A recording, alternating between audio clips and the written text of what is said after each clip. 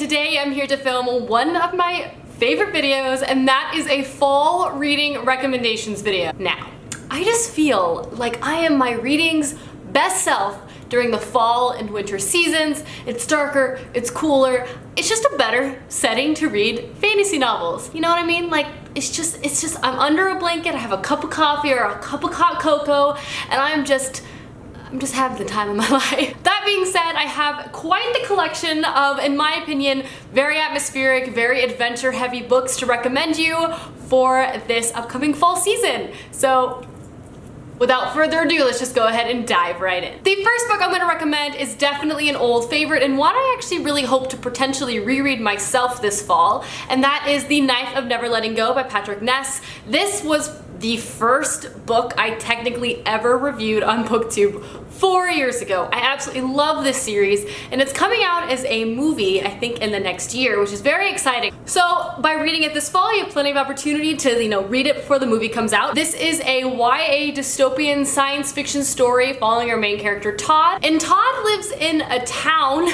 or a place where everybody can hear everybody else's thoughts and there are no females. At the beginning of the story, Todd stumbles upon the impossible, an area of silence, and also a female. This kind of sends him along on a journey that, obviously changes his life. This is a trilogy. I love this book. Patrick Ness is a genius, in my opinion, and his stories are just incredibly engrossing, have wonderful characters, and just have so much to say. Villain in this story, to me, is probably also one of the best villains I've ever read. He's dark, he's complicated, and he's terrifying. And there's also a talking dog in this book, and by talking, Todd can hear its thoughts. I really cannot speak more highly of this trilogy. One of the main reasons why I actually want to reread it myself this fall, but essentially if you haven't picked it up or you've been meaning to reread it, I personally think now is the time to do it. It's dark, it'll grip you, it'll make you feel, it's fantastic. Next book I'm going to recommend is The Alchemist of Loom by Elise Koba. This is another book where I actually want to read the sequel of this perhaps this fall. This is a dark high, but also steampunk kind of fantasy story. We follow a few perspectives of this novel, but one of our main perspectives is the White Wraith, and she is an underground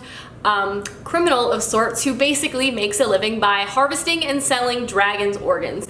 Now this is a very interesting and, in my opinion, very, very unique fantasy world. This is a world where the humans are separated into things called guilds. They're separated by their skills and what work they produce, be it production, ammunition, things like that. They're ruled by their dragon overlords who have magical powers, and those powers exist within their organs. So our main character, the White Wraith, harvests those organs and basically sells them, because if you can put one of those organs in your own body, you get that magical power. We follow the White Wraith as she helps a dragon, gasp. A very complex political plot begins to unravel in the story. I mentioned this previously, this has just probably one of the most unique worlds. It's also incredibly dark. As I mentioned, the steampunk elements are very well done in this. I usually don't actually like steampunk that much, but I was a huge fan of it in this novel. Just felt like the author did a great job. I also feel like the combat in this story is some of the best written combat I've read in a while. It felt very cinematic. As I was reading it, I could visualize it super easily. It was very smooth. It wasn't clustered together, which was just really made it a wonderful reading experience. This book was great. Personally left off on a huge cliffhanger. I want to read the second book, but if you haven't read this first one yet, I highly recommend jumping in. I don't think you'll be disappointed. The next book I'm recommending is another old favorite. This is a book that messed with my mind for months after I read it, and that is Night Film by Marisha Pestle. This is an adult horror crime novel. I'm not usually a huge horror fan because I'm a scaredy cat, but this was less horror and much more suspense. Ugh, this book will keep you on the edge of your seat and mess with your mind in ways I just cannot articulate enough. It follows our main character, who is a kind of disgraced reporter. At the beginning of the story, a very famous horror director's daughter is found murdered. Our main character, who is a reporter, starts to investigate in her death as he finds that it feels kind of unusual, and he begins to find connections between her death and her father's very strange and very cultish horror movies. Like I mentioned, this book is very suspenseful. It's a thriller. It'll keep you on the edge of your seat and make you think. If you want something that's gonna just completely keep you up at night, maybe an October read,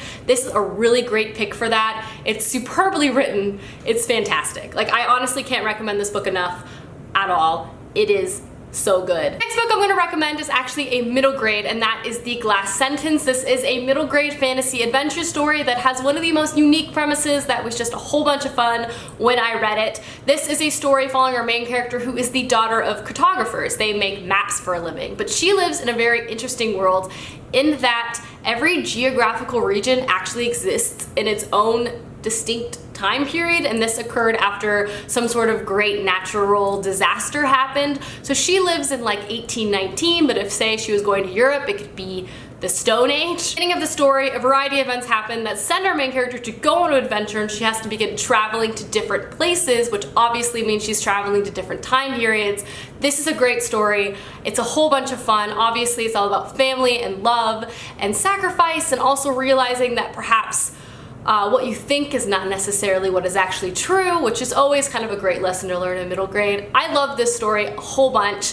I actually also want to continue on with this series, which really inspired me to put it on this list because it's such a great little book, and I really think it was very well done. The next book I'm going to recommend is A Darker Shade of Magic by Miss Victoria Schwab, or V.E. Schwab, her adult pen name. Honestly, when it comes to Victoria Schwab in fall, you honestly could read any of her books. I'm talking Vicious, The Savage Song, just any of them will do, and you'll have a great time. She writes with such atmosphere and has such great characters and plot lines, you'll not be disappointed. That being said, I'm currently recommending A Darker Shade of Magic, which is the first book to her 3-book trilogy, but I believe there was just more books announced in this world, which is very exciting. This is again another very creative fantasy world following 4 different Londons. The first one is Grey London, which has no magical powers. The next one is Red London, which has magic and it's kind of ingrained and a part of the everyday life of the people that live there. There's White London, where magic has been used to kind of possess and control power within the city. And then there's Black London, which no one has ever been to and no one has heard of ever since. We follow one of our main characters, Kel, who can jump between all of these different parallel Londons, and obviously he goes on an adventure and it has a lot to do with magic. There's friendship.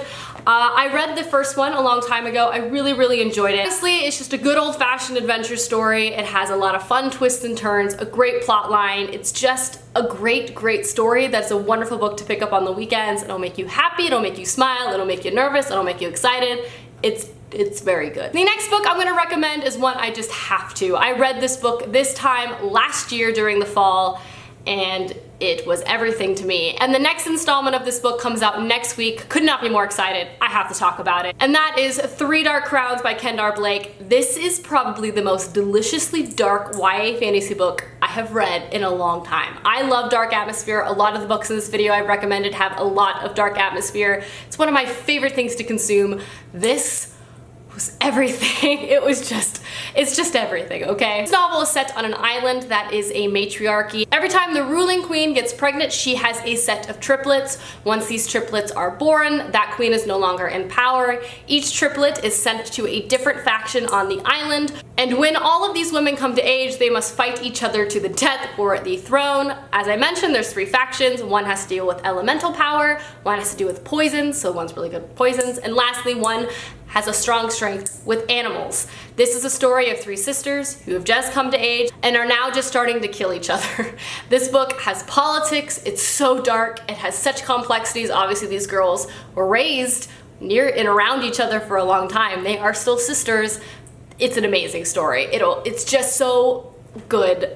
I can't wait for the next one. Honestly, this is an amazing tale. I'm just like word vomiting right now.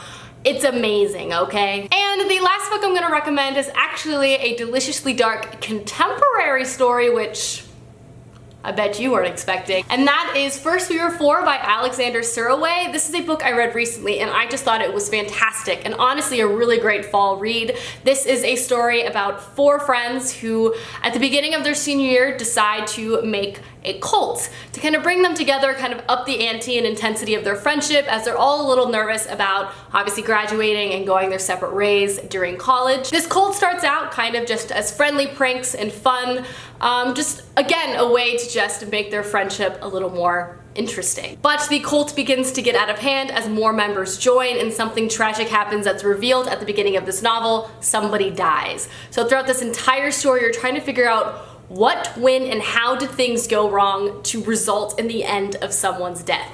This book is good. And it's written with such suspense and such intensity throughout the entire story. You're just gripped the entire way through. It's very dark, it's very conniving, and I just really enjoyed this book a lot. I think it would make a great movie, to be completely honest with you. I really liked this. Alrighty guys, those are my fall reading recommendations. I hope you guys enjoyed this video. I personally really loved making it. Curating that list took me quite a bit of time. Anyway, let me know down below some books you think I should pick up this fall, as I would love to know, and I will see you guys soon with another video soon. Goodbye!